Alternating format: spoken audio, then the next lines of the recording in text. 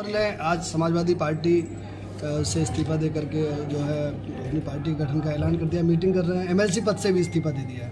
PDA के लगातार wicket गिर रहे हैं, कैसे देख रही हैं और क्या कहना चाहते हैं? मैं समझती हूँ कि चुनाव के दौरान स्वामी प्रसाद मौर्य जी पार्टी में आए थे और वो चुनाव नहीं जीत पाए थे। उसके बावजूद भी समाजवादी पार्टी ने उन्हें एमएलसी बना के विधानसभा में भेजने का काम किया है और हम स्वामी प्रसाद मौर्य जी का पूरा सम्मान करते हैं, हमेशा करते आए हैं। और जो समाज, अब आप बोलेंगे नेक्स्ट सवाल करिए। अब पल्लवी पटेल जी ने भी पार्टी में रहते हुए और बगावत के सुर सामने ला दिए हैं कि राज्यसभा कैंडिडेट को वोट ही करने वाली हैं। कहती हैं कि पीडीए के नाम पर छलावा कर रही है समाजवादी। पल्लवी पटेल जी मेरी बहन जैसी हैं और बहुत सम्मान है मेरे हृदय में उनके लिए।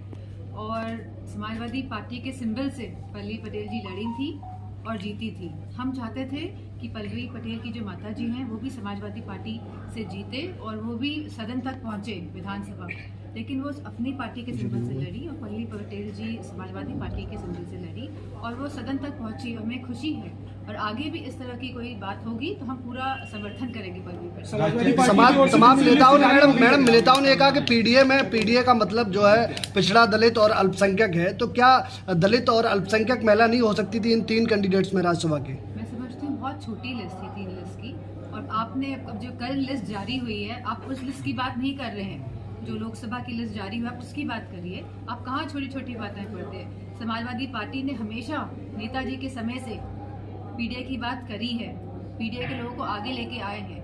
और समाजवादी पार्टी की जो विचारधारा है वो यह नहीं है कि पीडीए तक ही सीमित है। हम अगड़ों को भी साथ लेके चले हैं, गरीबों को भी, और जो भी शोषित वर्ग है उन सबको लेके आगे चलते आए हैं, पीछे भी और चलते रहेंगे। कांग्रेस से गठबंधन होने की लगातार वरिष्ठ नेता बात कर रहे हैं और अगर गठबंधन होता है तो आप सबको। क्या राहुल जी की न्याय यात्रा में शामिल होने वाले राष्ट्रीय अध्यक्ष? मैं तो मैनपुरी में हूँ क्योंकि ये क्षेत्र मेरा है और मुझे नहीं पता कि क्या डिसीजन हो रहा है लखनऊ में।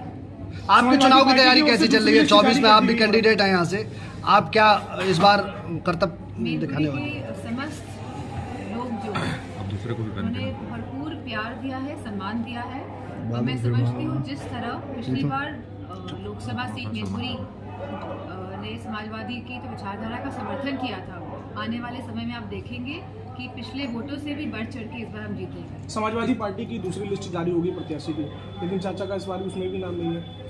वो समाजवादी पार्टी का मामला है, तो जल्दी आपको पता चल जाएगा कौन कहाँ से लड़ा। किसान आंदोलन में राकेश टिकैत भी कूद गए हैं, बता रहे हैं कि पहले से भी बड़ा आंदोलन होगा। विपक्षी यानी सत्ता पक्ष के लोग ये कह रहे हैं कि आप लोगों का षड्यंत्र के तहत ये किया जा रहा है। ऐसा कुछ नहीं है। हम सभी जानते हैं कि किसान पूरे जो हिंदुस्तान का परेशान है और इतनी बड़ी संख्या में अगर किसान निकल के बाहर आ रहे हैं और उसमें असलों का इस्तेमाल हो रहा है, रबर बुलेट्स का इस्तेमाल हो रहा है और इस तरह के सोनिक हम लोग सुनने में आया है कि वेपन्स का भी इस्तेमाल किया जाएगा जिससे कि उनकी हियरिंग एड जा सकती है, मतलब सुनने की शक्ति और क्षमता जो हो सकती है उसको नुकसान पहुंच सकता है। मीडिया वालों को मैं देखा है कि वो बुलेट प्रूफ जैकेट्स, टोपी लगा के, हेलमेट लगा के वहाँ पहुंचे, लेकिन हमारा जो किसान है जो सरहदों में बैठा हुआ है दिल्ली के, वो बिना किसी इस तरह के यंत्र पहने बैठा हुआ लगातार घायल हो रहा है। तो मेरा मानना है कि सरकार को उनकी बात सुननी चाहिए।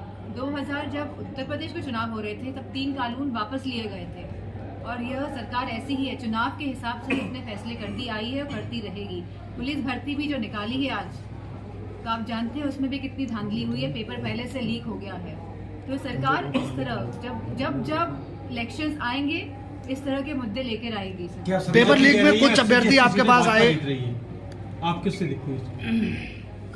भारतीय जनता पार्टी कह रही है कि लोकसभा सीटें भारतीय जनता पार्टी को ये बात भी कहनी चाहिए कि हमने कितने युवाओं को रोजगार दिया है। हम अग्निवीर की क्या व्यवस्था लेके आए हैं युवाओं के लिए, हम किसानों के लिए क्या कर रहे हैं, हम खाद इतनी महंगी क्यों कर रहे हैं, हम खाद में चोरी क्यों कर रहे हैं, हम मवेशियों जो आवारा पशु हैं उनका समाधान क्यों नहीं ढूंढ पा रहे। तो मैं समझती हूँ बीजेपी के लोगों को ये बात भी कहनी चाहिए, इस बात को नहीं कहना चाहिए कि 80 में से 80 है। पुलिस अभ्यर्थी पुलिस वाले बच्चे पहुंचे अभ्यर्थी आपको ज्ञापन भी दिया गया है, क्या कहेंगे? और टेलीग्राम कहाँ तक आवाज ले जाने वाली है? नहीं, अब ये तो उत्तर प्रदेश की सरकार डिसाइड करेगी कि इसमें उसको एक कमेटी बना के इसकी जांच करानी चाहिए, क्योंकि ये अन्याय होगा हमारे युवाओं के साथ अगर पेपर लीक हुआ है उसके बावजूद भी इस तरह की भर्ती आगे बढ़ती है। बसपा सुप्रीमो मायावती ने अकेले यूपी में चुनाव लड़ने का ऐलान किया है।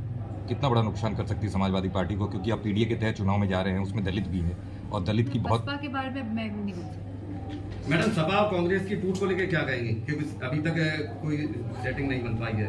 समाजवादी पार्टी के जितने भी हम लोग को चुनाव लड़ाने हैं, हम लोग ऑलरेडी इस पे डिसीजन ले चुके हैं कि कौन कौन कहाँ से चुनाव लड़ने जा रहा है।